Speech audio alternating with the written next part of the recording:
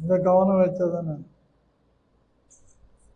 நல்லா பாருங்க, தேவனுடைய பிள்ளைகள் தேவனை ஆராதித்து தேவனுடைய சமூகத்தை தேடி தேவனுடைய சமூகத்தில மன்றாடி தேவனுடைய சமூகத்தில விண்ணப்பங்கள் செய்யும் போது நம்முடைய தேவன் நமக்கு செவி கொடுத்து நம் பட்சத்திலிருந்து நம்முடைய யுத்தங்களை நடத்தி நம்மை ஆசீர்வதிக்க அவர் வல்லமை உள்ளவராயிருக்கிறார். Please listen carefully. When the children of God sit in the presence of God, pray unto the Lord, cry unto the Lord, He is powerful enough to listen to our prayers, listen to our kind of intercessory. Whatever we sit in the presence of the Lord and talk to Him, He is very powerful enough to listen to all of that and stand by our side and battle for us against the people or against the things that is coming over us. இப்போது பயந்து நடுங்கி திகிலடைந்து உட்கார்ந்த ஜனங்கள் தேவன் பெரிய அற்புதத்தையும் அதிசயத்தையும் செய்ததினால பெலிஸ்தர்களை துரத்துகிறதற்கு இஸ்ரவேலர்கள் பலம் கொண்டார்கள். As we see here, when God does all these kind of things for the people of Israel, now they gain confidence, they gain the courage to fight and battle against the Philistines. நம்முடைய தேவனாகிய கர்த்தரை நாம் தேடும் போதெல்லாம் பொழுது கொள்ளும் போதெல்லாம் அவர் நம் பட்சத்திலிருந்து நம்மை கண்ணோக்கி பார்த்து நமக்கு பதில் கொடுத்து நம்முடைய சத்துருக்கள் நமக்கு புறமுதுகிட்டு ஓடும்படி செய்ய அவர் வல்லமை உள்ளவராயிருக்கிறார். It's very important for us to understand, whenever we seek Him, whenever we sit in the presence of the Lord, He is powerful enough to be by our side and make sure the enemies run back and they don't turn ever. அந்த சமயத்திலே தான் Samuel ஒரு கல்லை எடுத்து நட்டு அதற்கு எபனேசர் என்று பெயர் வைக்கிறார். During this, Samuel took a stone and sets it and names it Ebenezer. இதுதான் இன்றைக்கு உலகத்திலே இந்திய தேசத்திலே அங்கங்க கல்லு வச்சு அங்கங்க பூஜைகள் நடத்தி அப்படி உருவாக்கப்படுகிற ஆராதனைகளாக மாறிவிட்டது. This practice of Samuel had now become a different practice here in India, where they keep stones everywhere and they started to worship the idol and the rock. மதத்தை சார்ந்தவர்கள் விக்கிரகங்களை உருவாக்குகிறார்கள், அரசியலை சார்ந்தவர்கள் சிலைகளை உருவாக்கி அவர்களை வணங்குகிறார்கள், தேடுகிறார்கள். தேசத்திலே சேமம் எப்படி வரும்? People, those who belong to the religious community, they create it as an idol and worship it, and people belong to politics, they create it as a statue and worship it. When we do all this, how would the nation receive a blessing? ஆகவே கர்த்தருடைய பிள்ளைகளாகிய நாம் விலக்க வேண்டியவைகளை விலக்கி பிடித்துக் கொள்ள வேண்டியவளை பிடித்துக் கொண்டு தேவனை ஆராதிக்கும் போது இயேசு கிறிஸ்து நமக்கு உதவி செய்கிறவராக வாழ்நாள் முழுவதும் இருக்கிறார். Therefore, people of God, children of God, whatever we have to keep aside, whatever we have to take it, we have to have an understanding between these two, and when we do according to the will of God, and when God will be on our side and He would fight our battle. நான் ஆராதனையில் சொன்னது போல 3 பிள்ளைகளையும் south ஆப்பிரிக்காவிலே நரமாமிச பட்சனுக்கு பலியாக ஒப்பு கொடுத்து விட்ட பிறகு அந்த பெற்றோர்கள் சொல்லுகிறார்களே, எனக்கு இன்னும் 10 பிள்ளைகள் இருந்தாலும் மிஷனரிகளாக அனுப்புவேன் என்று. அந்த இருதயம்தான் எபெனேசர் என்கிற தெய்வத்தை ஆராதிக்கிறதற்கு அடையாளமாயிருக்கிறது.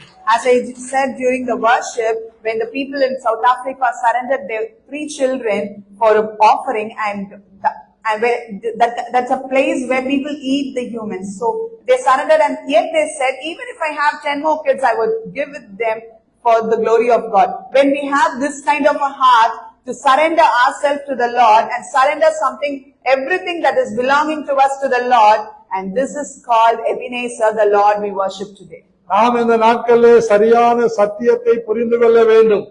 என்ன நடந்தாலும் எதுவா இருந்தாலும் நம்மோடு கூட கர்த்தர் எபெனேசராக இருக்கிறார், உதவி செய்கிற தேவனாய் இருக்கிறார். We have to understand the truth very clearly. Let come what may, whatever might happen in our lives, whatever might go from us, whatever might come to us, but we have to understand that the God is being with us as Ebenezer, and He is going to continue to be with us. இரண்டாவது செய்தியாக 2 நாளாகமம் 14ஆம் அதிகாரம் 11வது வசனத்தை வாசிக்கலாம். Let's turn the Bible to 2 Chronicles chapter 14 verses 11. ஆசா தன் தேவனாகிய கர்த்தரை நோக்கி கூப்பிட்டு, கர்த்தாவே பலமுள்ளவனுக்காகிலும் பலனற்றவனுக்காகிலும் உதவி செய்கிறது உமக்கு லேசான காரியம். எங்கள் தேவனாகிய கர்த்தாவே எங்களுக்கு துணை நில்லும். உம்மை சார்ந்து ஏராளமான இந்த கூட்டத்திற்கு எதிராக வந்தோம். கர்த்தாவே நீர் எங்கள் தேவன், மனுஷர் உம்மை மேற்கொள்ள. It's nothing with you to help, whether it many or with them that have no part. Help us, O Lord our God, for we rest on you, and in your name we go against this multitude. O Lord, you are our God, let not man prevail against you. இது கொஞ்சம் கருகலான காரியம். உங்க முகத்தை எனக்கு நேராய் திருப்பி உங்கள் யானை காதுகளை என் பக்கமாய் சாய்த்து கேட்பீர்களானால் புரியும். இல்லாவிட்டால் இந்த செய்தி உங்களை விட்டு பிரிந்து போய். My beloved people, this is a kind of a difficult subject. If you could lend your ears towards me and look up to me, the message, the sermon would be easy for you to understand. Otherwise, it would depart from you. நன்றாக கவனியுங்கள். அபியா என்பவனுடைய மகன்தான் இந்த ஆசா என்கிற ராஜா. இந்த ஆசா என்கிற ராஜா கர்த்தருக்கு முன்பாக நன்மையும் செம்மையுமானதை செய்கிறார். My beloved people, Asa is none other than a son of Abijah, and he is a king. He is a person who does everything good in the sight of the Lord. இங்கே பார்க்கிறோம், அவன் அந்நிய தேவர்களின் பலிபீடங்களையும் மேடைகளையும் அகற்றி சிலைகளை உடைத்து விக்கிரக தோப்புகளை வெட்டி தங்கள் பிதாக்களின் தேவனாகிய கர்த்தரை தேடவும் நியாயப்பிரமாணத்தின்படியும் கற்பனை செய்யவும் யூதாவுக்கு கற்பிக்கிறவனாயிருந்தான். Here in this subject we could see Asa took away all the altars of foreign gods and the high places, and broke down the images and cut down the idol poles, and commanded Judah to seek the Lord God of their fathers and to do the law and the commandment. முதலாவது நன்மையும் செம்மையுமானதை செய்கிறான். இரண்டாவது பலிபீடங்களையும் மேடைகளையும் அகற்றுகிறான். மூன்றாவது சிலைகளை உடைத்து விக்கிரக தோப்புகளை வெட்டிவிடுகிறான். இவைகளை அவன் செய்ய தன்னை தேவனுக்கு முன்பாக பணித்துக் கொண்டு கர்த்தரை தேடுவதற்கும் நியாயப்பிரமாணத்தையும் கற்பனைகளையும் நாடுவதற்கும் ஜனங்களுக்கு கற்பித்தான், கற்றுக் கொடுத்தான் என்று வேதம் சொல்லுகிறது. Here we could see three things that Asa does, and this is quite interesting. Here we could see first thing is he did everything good and right in the eyes of the Lord. Second thing is he took away the altars of foreign gods and high places. Third thing, he broke down the images and cut down the idol poles. At last what he does, he teaches, he instructs the people to seek Lord God. He instructs the people of Judah to seek Lord God, whom the fathers seek, and to do according to the law and commandments that God has given us. இந்த ஆசா என்கிற ராஜா இவைகளை செய்து யூதாவுடைய எல்லா பட்டணங்களிலும் மேடைகளையும் விக்கிரகங்களையும் அகற்றி நிர்மூலமாக்கி போட்டதினாலே அவனுக்கு முன்பாக ராஜ்யம் அமெரிக்கையாயிருந்தது. My beloved people, here we could see, as he did all this, he built fortified cities in Judah, for the land had rest, and he had war in those years because the Lord had given him rest. Yet, when he took up all these things, the city was pleasant in him. ஆகவே வேதம் சொல்லுகிறது, கர்த்தர் அவனுக்கு இளைப்பாறுதலை கொடுத்ததினால் அந்த வருஷங்களில் அவனுக்கு விரோதமாக யுத்தம் இல்லாதிருந்தது. தேசம் அமைதியா இருந்தபடியினால் யூதாவிலே அரணான பட்டணங்களை கட்டுவதற்கு அது வாய்ப்பாக இருந்தது. Scripture tells very clearly, since he forfeited the cities in Judah, the Lord God gave him rest, and the wars were settled and they had peace. Therefore he said unto Judah, let build the cities. அவன் தேசத்தை வலிமையானதாக மாற்றுகிறான், ஜனங்களை வலிமையானவர்களாக உருவாக்குகிறான். அவன் தேசத்திலே ஜனங்களை தேவன் பக்கமாக உருவாக்குகிறான். அதனால் தேசத்திலே அமெரிக்கையும் அமைதியும் இருந்தது. காரணம் அவன் கர்த்தரை தேடுகிறவனாய் இருந்தான். What he does to the cities, he turns the people towards God. He explains them the commandments and laws. Since he was upright, he helped the people to also understand everything, and therefore the cities were at peace and they were prospered. That's why God makes him a great person, because he sought God and he turned towards God. நீங்கள் உங்கள் கவனத்தை என்னிடத்தில் செலுத்துவீர்களானால் இப்போது நான் சொல்லுகிற இந்த காரியம் உங்களுக்குள்ள நிச்சயமாக ஒரு மாற்றத்தை ஏற்படுத்தும் என்று நான் விசுவாசிக்கிறேன். If you could lay a concentration towards me, I would tell you the things that I'm yet to talk would definitely create a kind of differences in your life. நான் அந்த வசனத்தை வாசிக்கிறேன். உங்கள் மனதை என் பக்கமாய் செலுத்துங்கள். அவன் யூதாவை நோக்கி, தேசம் நமக்கு முன்பாக அமர்ந்திருக்கையில் நாம் இந்த பட்டணங்களை கட்டி அவைகளுக்கு அலங்கங்கள், கோபுரங்கள், வாசல்கள் உண்டு பண்ணி தாழ்பால்கள் போட்டு பலப்படுத்துவோமாக. நம்முடைய தேவனாகிய கர்த்தரை தேடினோம். தேடின போது சுற்றிலும் நமக்கு இளைப்பாறுதலை கட்டளையிட்டார் என்றால், அப்படியே அவர்கள் கட்டினார்கள், அவர்கள் காரியங்கள் வாய்த்தது. அப்படியே அவர்கள் கட்டினார்கள், அவர்கள் காரியங்கள் வாய்த்தது. Listen unto me as I tell this from the 7th verse. Therefore he said unto Judah, let us build these cities and make about them walls and towers and gates and bars, while the land is yet before us, because we have sought the Lord our God. We have sought him, and he has given us rest on every side. So they built and prospered. So they built and prospered. இங்கே ஆசா சொல்லுகிறார், ஒரு ராஜா சொல்லுகிறார், நாம் தேவனை தேடினோம், தேவன் நமக்கு சுற்றுப்புறத்திலும் இளைப்பாறுதலை கொடுத்தார்.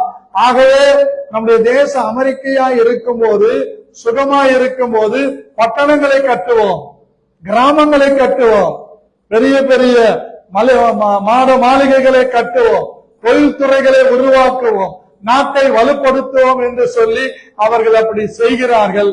அவர்கள் கை வைத்து செய்த எல்லா காரியங்களும் அவருக்கும் அந்த நாட்டு மக்களுக்கும் வாய்த்தது என்று சொன்னால் அந்த தேசம் எத்தனை செழிப்பாக இருந்திருக்க வேண்டும். My beloved people, here we could see King Asa tells unto Judah that now the cities are at peace, we are quiet, and God has made peace all over the cities, like every side of the cities. So let's start constructing buildings, let's start constructing walls, let's start constructing palaces, so that the prosperity that God has kept for us may stay with us. And they believed it, and thus they prospered and they became great. ஆசாவுக்கு ஒரு படை இருந்தது. யூதாவிலே பரிசையும் ஈட்டியும் பிடிக்கிற 3,00,000 பேரும், பென்யமீனிலே கேடகம் பிடித்து வில்லை நாணேற்றுகிற 2,84,000 பேருமான சேனை ஆசாவுக்கு இருந்தது. அவர்கள் எல்லாரும் பராக்கிரமசாலிகளாய் இருந்தார்கள்.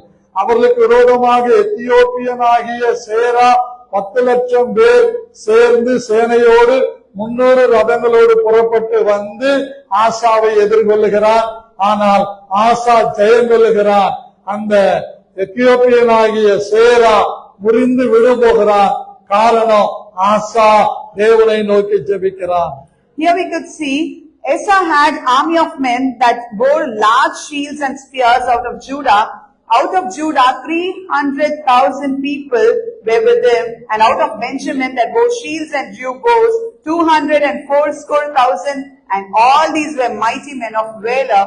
And there came out against them Zerah the Ethiopian with an army of 1,000 and 3,000 chariots, and came unto Marsha.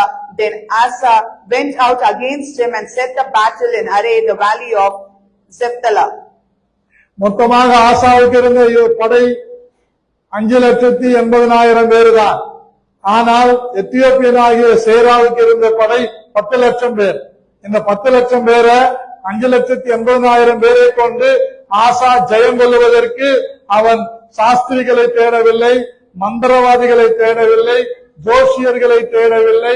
நம்ம நாட்டில் இருக்கிற பிரதமரும் ஜனாதிபதியும் விக்கிரக ஆராதனை செய்கிறது போல அவன் செய்யவில்லை. மாறாக தன் தேவனாகிய கர்த்தரை நோக்கி ஜெபித்தான்.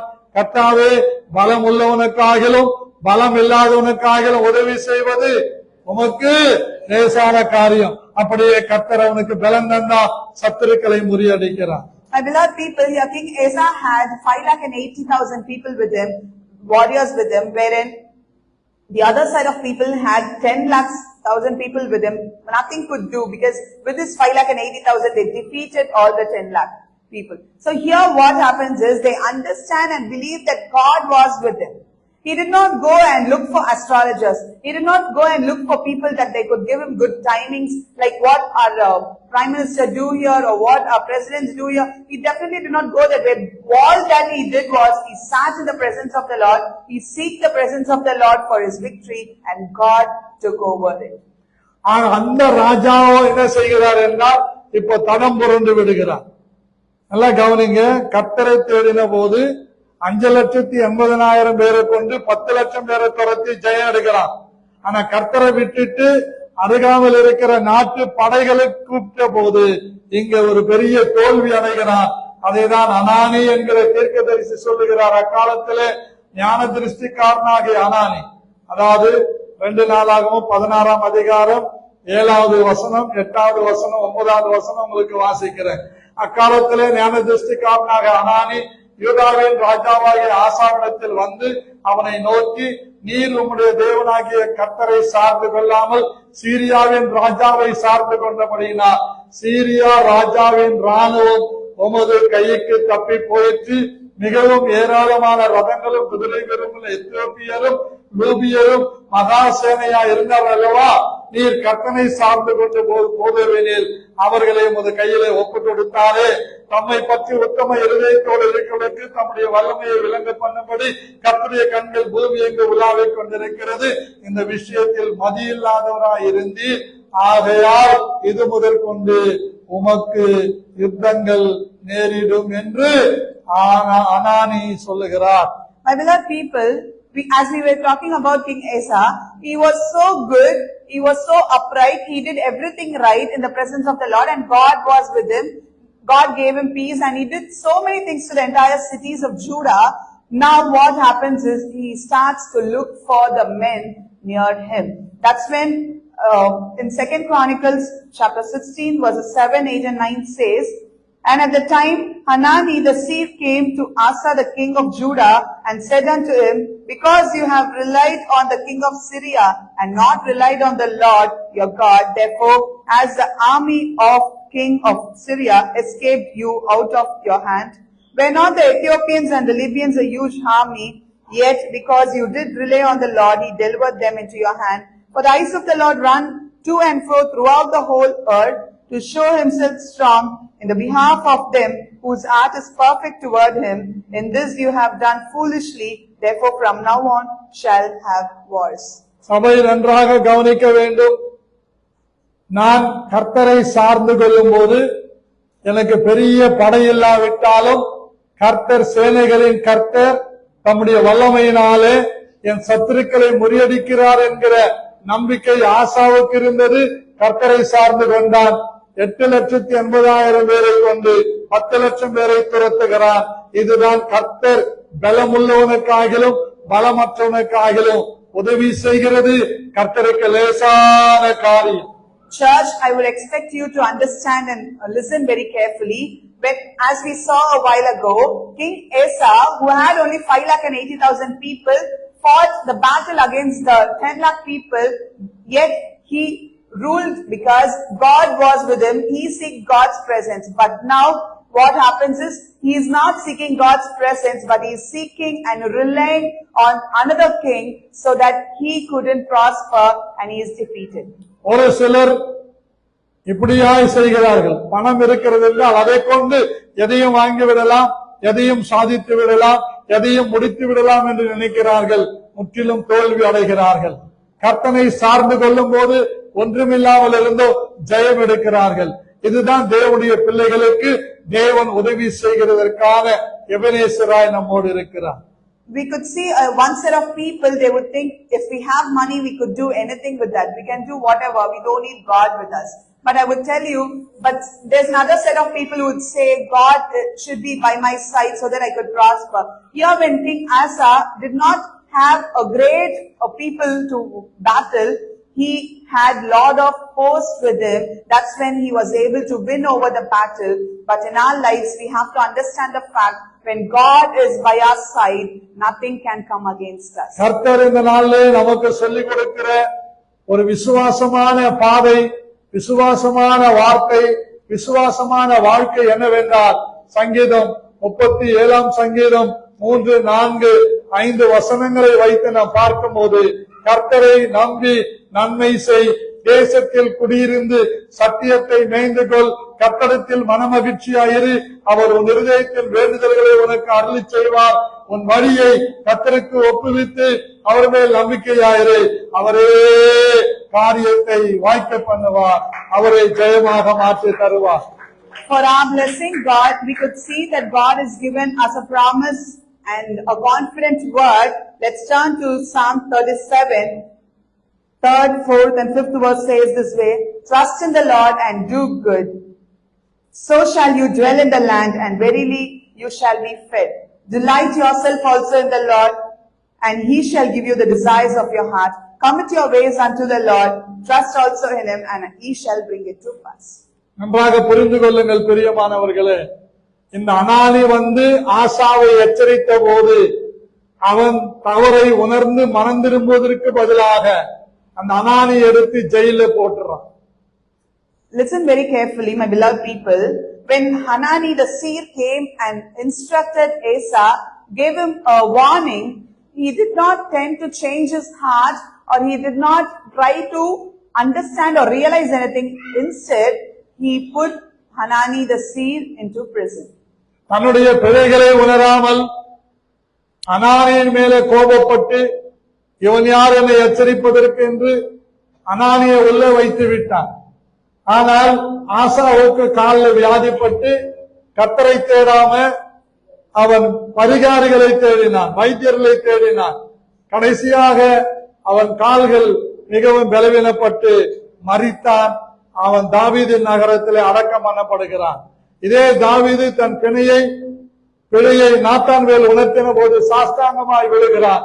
இன்னைய வரைக்கும் தாவீதின் குமாரன் என்று அழைக்கப்படுவதற்கு அவன் நாமம் இன்றைக்கு நிலை பெற்றிருக்கிறது. As we see here, King Asa did not have a heart of realization. He did not want to realize his mistakes and turn towards God. Instead, he puts the seer in prison, saying that how could he come and advise me? How could he come and warn me, because I am the king? And later what happens is he gets a wound in his feet until this disease became severe. He couldn't do anything. He couldn't start out with a God. He had to die with it. But let me tell you very clearly, he did not repent or regret his mistakes. When we compare him to David, David regretted and repented his mistakes and reconciled with God. And that's why till now his name has been prospered, and we call the name like son of David. Nathan தாவீதை எச்சரித்த போது மனம் திரும்பினான். இங்கே அனானி ஆசாவை எச்சரித்த போது மனம் திரும்பவில்லை. இதுதான் வித்தியாசம். நம்முடைய வாழ்க்கையில கூட கடிந்து கொள்ளுதலை வெறுக்கிறவன் நாசம் அடைவான், கடிந்து கொள்ளுதலை உள்வாங்குகிறவன் பெஸ்டா மாறுவான். நம்ம கிட்டதான் எல்லாம் இருக்குது. ஆகவே நாம் எடுக்கிற தீர்மானம் தான் நம்ம எப்படி ஆண்டவருடைய உதவி நமக்கு கிடைப்பதற்கும், அந்த உதவியை நாம் காலால உதைத்து அல்ல தட்டுவதும் நம்மிடத்தில் இருக்கிறது. ஆகவே நாம் முடிவு செய்து கொள்ள வேண்டியதா இருக்கிறது. So my beloved people, when Nathaniel came and explained David and pinpointed his mistakes to David, David had a heart of realization. So he realized here when Hanani came and insists and warns Asa, he did not have a heart of realization. So he ended up miserably. Let me tell you very clearly, when God helps us to realize our mistakes, we are expected to realize and repent immediately and turn towards God. And it's our decision. We have to make a decision whether to take it up or not to do it, to prosper or to destroy. நன்றாக நீங்கள் புரிந்து கொள்ளுங்கள். கடிந்து கொள்ளுதலை உள்வாங்குகிறவர்கள் எல்லாவற்றையும் கடந்து தேவ உதவி பெற்று மேல் மேலும் பனையை போல செழித்து ஓங்குவார்கள். Listen very carefully. Whoever accepts the warnings, whoever accepts the advices will definitely prosper and they will be considered as great as the palm tree. கடிந்து கொள்ளுதலை வெறுக்கிறவர்கள், அதை அல்ல தட்டுகிறவர்கள் ஆசாவை போலவே சாகுற வரைக்கும் ஏதோ ஒரு வியாதிப்பட்டு அதிலேயே இருந்து மரித்து போவார்கள். ரெண்டுத்துக்கு வித்தியாசம் என்ன? கடிந்து கொள்ளுதலை வாஞ்சிக்கிறவர்கள் வளருவார்கள், கடிந்து கொள்ளுதலை வெறுக்கிறவர்கள் நாசமாகி போவார்கள். ஆகவே தேவனுடைய பிள்ளைகளாகிய நாம் கர்த்தருடைய சகாயம் பெற்று நாளுக்கு நாள் பலுகி பெருக வேண்டும் என்று தேவன் விரும்புகிறார். நீங்களும் விரும்புகிறீர்கள் என்று விசுவாசிக்கிறேன். கர்த்தர் உங்களை ஆசீர்வதிப்பாராக. Whoever accepts the condemnation shall prosper, and whoever did not have a heart to accept the condemnation or warnings or advices shall not prosper. They would definitely put to death, or till their deathbed they have to suffer with some disease like what King Asa had to do. And let me tell you very clearly, my beloved children of God, it's in our midst whether to accept or not to accept. It's in our hands. When you accept the condemnation, when you accept the warnings, when you accept the advices, you shall prosper, you shall flourish. But when you don't have a heart to accept the advices, when you don't have a heart to accept the condemnation, you shall seek the worst of your life.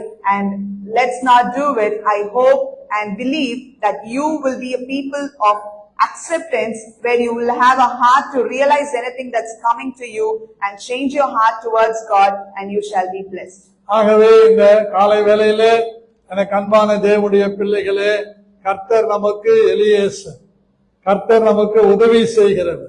ஆகவே நாம் அவருக்கு செவி கொடுத்து அவர் மேல் நம்பிக்கை வைத்து தேசத்திலே குடியிருந்து சத்தியத்தை மேய்ந்து கொண்டு கர்த்தரிடத்திலே மனமகிழ்ச்சியா இருந்து வேண்டுதல்களை பெற்றுக்கொண்டு கர்த்தரை சார்ந்து அவருடைய வழிகளை பின்பற்றும் போது கர்த்தர் நிச்சயமாக நமக்கு உதவி செய்து நன்மையானவளை தர வல்லமை உள்ளவராய் இருக்கிறார். Therefore, my beloved people, today, as for the sermon, I would like to tell you, God is our Eliezer. He is the God of our help. He is the God of refuge. Whenever we are in distress, whenever we are oppressed, He would be with us, help us when we seek Him and look for His presence. And that's when we are called people of God, so that we can say that when we delight ourselves in the Lord, when we prepare ourselves in the Lord, definitely God will be on our side and give everything that's good and bless us with all the goodness and richness according to His will, and He is mighty enough to do it. கர்த்தர் இந்த வார்த்தைகளை கொண்டு உங்களை ஆசீர்வதிப்பாராக. அன்போடு உங்களை வாழ்த்தி உங்களிடத்திலிருந்து விடைபெறுகிறேன். கர்த்தர் மகிமை உங்களோடு இருப்பதாக. May the Lord God bless you all according to the verses, and you may be blessed while receiving these verses. May God bless you all. நாம் எழுந்திருக்கலாம்.